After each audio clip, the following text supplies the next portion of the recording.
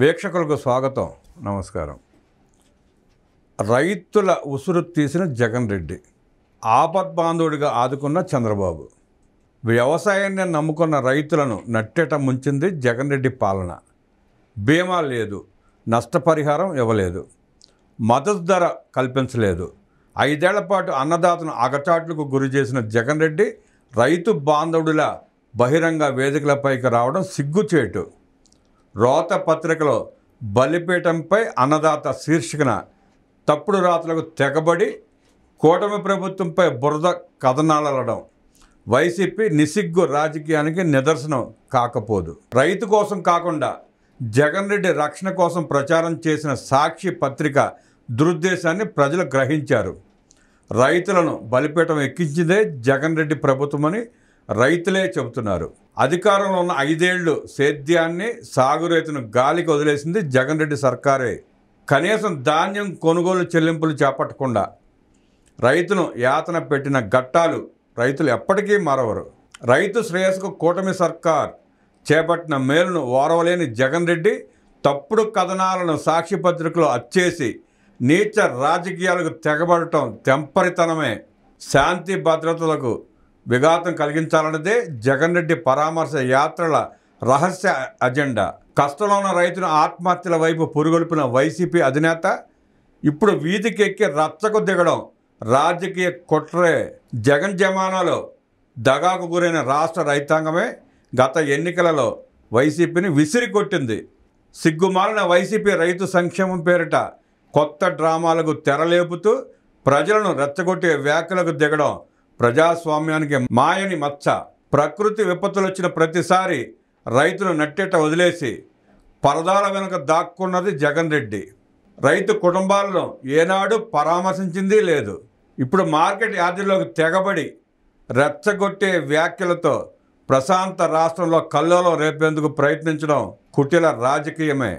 జగన్ రెడ్డి పాలనలో సరాసరి ఏటా 700 మంది రైతు ఆత్మహత్యలు చోటు చేసుకున్నాయి.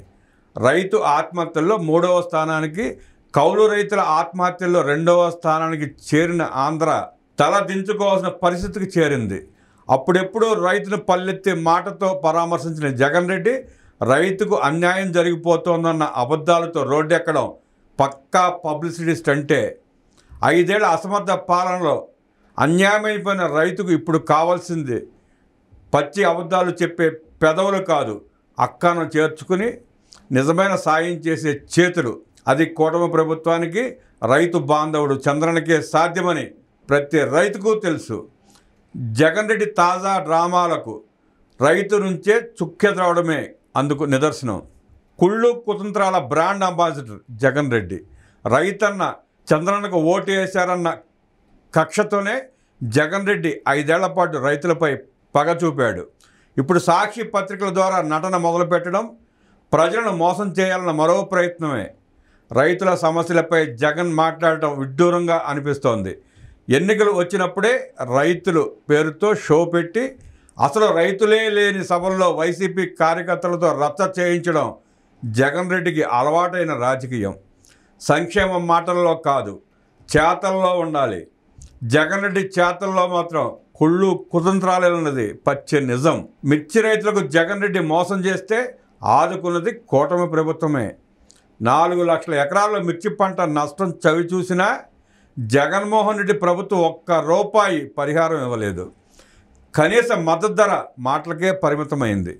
ఇదే సమయంలో మునుపటి టీడీపీ ప్రభుత్వం క్వింటాల్కు 1500 బోనస్తో ₹130 కోట్ల అందించింది.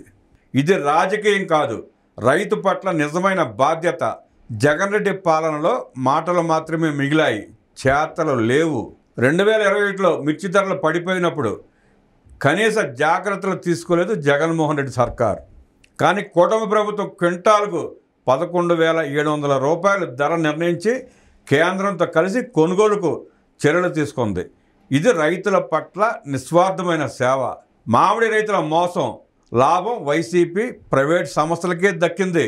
తోతాపురి మామిడి రైతుల నుంచి కేజీకి ₹1 నుండి ₹2 కొనుగోలు చేయాలని పెద్దిరెడ్డి రామచంద్రారెడ్డి సంస్థలు కుట్రలు పనితే జగన్ రెడ్డి మౌనం వహించాడు.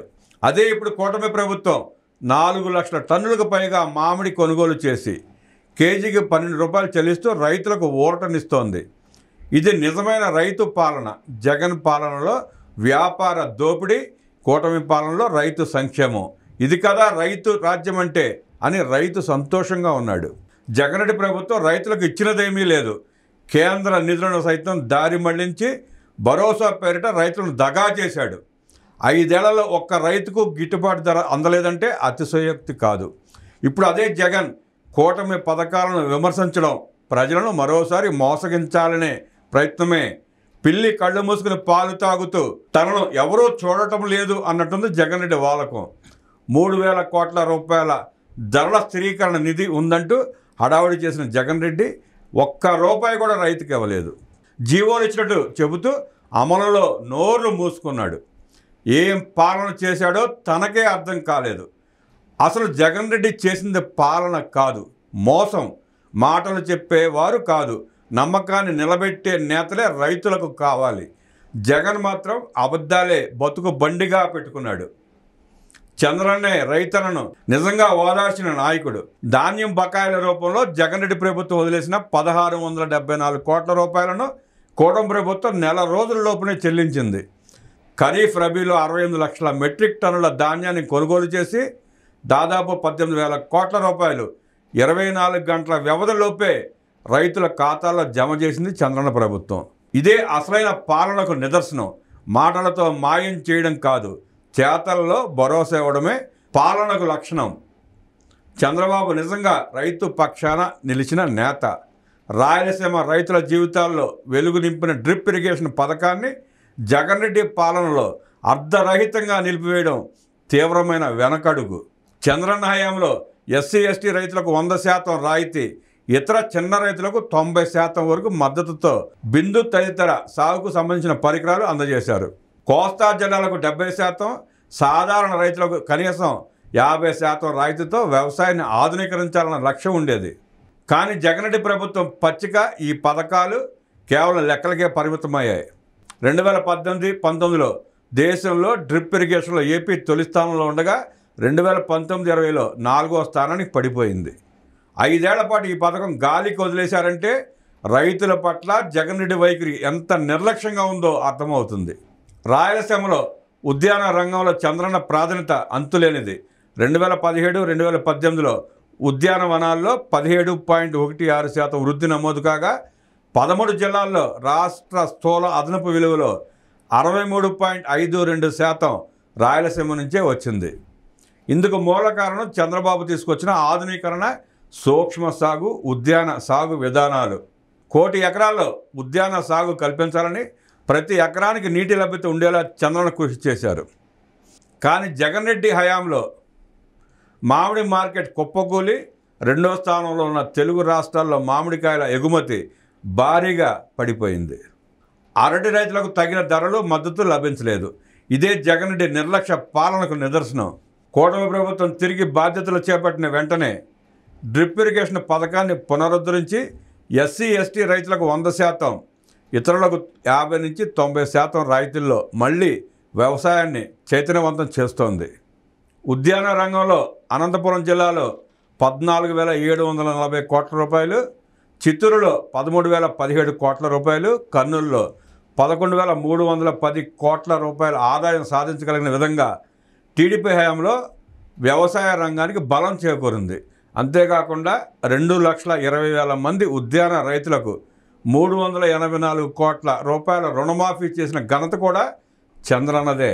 పత్రికల ద్వారా జగన్ చేస్తున్న అప్రచారాలు ప్రజలకు నవ్వు తెప్పిస్తున్నాయి. ఒకవైపు చేతలతో రైతుల పక్షాన నిలిచే కూటమి ఉంటే, మరోవైపు అబద్ధాలతో ప్రజలను మోసం చేయాలన్న జగన్ రెడ్డి కుట్రలు. ఇప్పుడు ప్రజలు చైతన్యంతో ఉన్నారు, వాస్తవాలను చూడగలుగుతున్నారు. అబద్ధాలతో నడిపే రాజకీయ ప్రయోగం ఇప్పుడు ఫలించదు.